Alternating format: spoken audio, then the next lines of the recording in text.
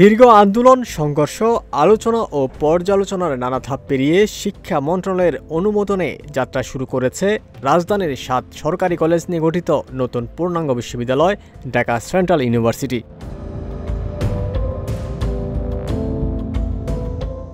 Dhaka college, Eden মহিলা college, সরকারি Titumir college, Begum Badrunnesa সরকারি মহিলা কলেজ, সরকারি বাংলা কলেজ, কবি নজরুল সরকারি কলেজ ও সরকারি শহীদ সোহরাওয়ার্দী কলেজ, এই ৭টি প্রতিষ্ঠানের সম্মিলিত কাঠামোর ভিত্তিতে গড়ে উঠেছে নতুন এই বিশ্ববিদ্যালয়।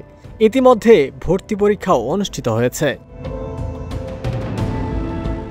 ৭টি সরকারি কলেজের জন্য যে প্রক্রিয়ায় নতুন বিশ্ববিদ্যালয় করার উদ্যোগ নেওয়া হয়েছে সেটি বাস্তবায়িত হলে শিক্ষা ব্যবস্থা ক্ষতির মুখে পড়বে বলে মনে করছেন শিক্ষকরা।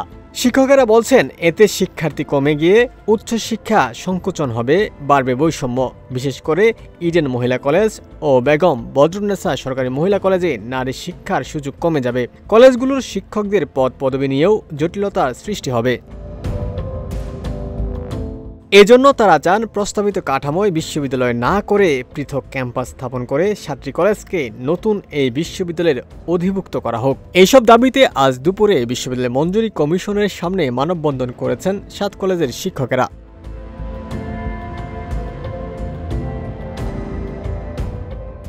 মানববন্ধনে অংশ নেওয়া শিক্ষকদের ভাষ্য, তারা বিসিএস সাধারণ শিক্ষা ক্যাডারের কর্মকর্তা। আলাদা বিশ্ববিদ্যালয় হলে স্বাভাবিকভাবেই তাদের পদও সংকুচিত হয়ে যাবে, কারণ বিশ্ববিদ্যালয় হলে কলেজের ১৫০০-এরও বেশি পদ বিলুপ্ত হতে পারে। ইতিপূর্বে জগন্নাথ কলেজকে বিশ্ববিদ্যালয়ে রূপান্তরের ফলে এই সমস্যা হয়েছিল।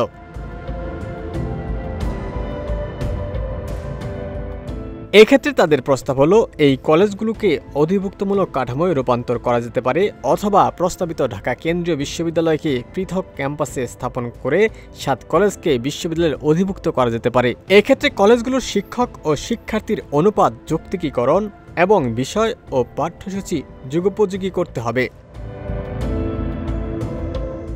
ওমর ফারুক, ঢাকা প্রকাশ।